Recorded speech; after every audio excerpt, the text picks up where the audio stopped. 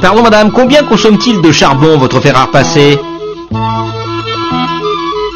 Quelle idée, ça ne marche pas au charbon un fer à repasser. Ça marche à l'électricité. Oui, mais votre électricité, les thermiciens, eux, ils la fabriquent avec de l'uranium, ou quelquefois du charbon, c'est la même recette. D'abord, vous faites de la vapeur en mettant je ne sais combien de tonnes d'eau dans un genre de marmite ou chaudière, ça s'appelle. Et vous chauffez.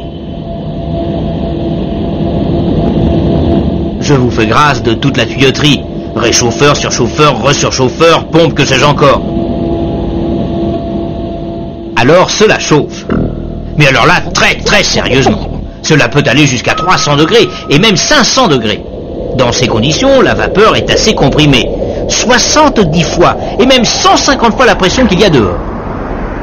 Alors on va la laisser se détendre, cette malheureuse vapeur. On va la faire travailler en la faisant passer dans des turbines. Une turbine à vapeur, c'est une roue à ailettes qui a à peu près cette allure-là.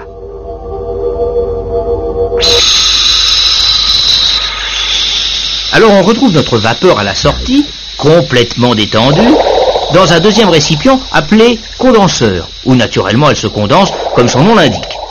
Elle retourne en eau si vous préférez. On la renvoie à la chaudière pour la faire retravailler.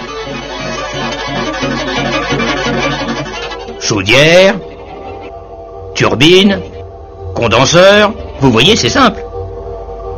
Ah, on avait oublié le principal. La turbine, bien sûr, entraîne un alternateur qui fait de l'électricité, etc. Mais cela ne nous dit pas combien d'uranium ou de charbon il faut pour fabriquer 1 kWh d'électricité. Eh bien, cela dépend. Cela dépend de la machine, de son rendement, plus exactement. Parce que si la machine a un bon rendement, eh bien, il lui faudra dans les 22 mg d'uranium pour sortir 1 kWh d'électricité. Si elle a un mauvais rendement, alors là c'est différent. Oui, mais qu'est-ce qu'il faut pour que la machine ait un bon rendement, comme vous dites? Monsieur Carnot, s'il était là, vous répondrez mieux que moi. Nicolas Carnot était un jeune homme assez doué qui cherchait justement comment améliorer le rendement des machines de son temps, et elles en avaient bien besoin, les pauvres. D'abord, boucher les fuites, se dit-il. Cela ne pouvait pas nuire. Mais il se dit aussi que le rendement, cela devait dépendre de la différence de température. Quelle différence? Eh bien, d'un côté la température de la source chaude, c'est-à-dire notre chaudière, de l'autre, la température de la source froide, notre condenseur. Et plus la différence est grande, plus le rendement est bon.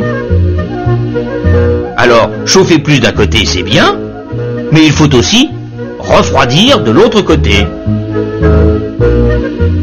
Et c'est logique, parce que chauffer la chaudière, cela fait de la pression, on est bien d'accord. Refroidir le condenseur, au contraire, cela fait de la dépression, du vide. Et plus on a de différence de pression, plus la vapeur se détend, plus elle travaille, et meilleur est le rendement.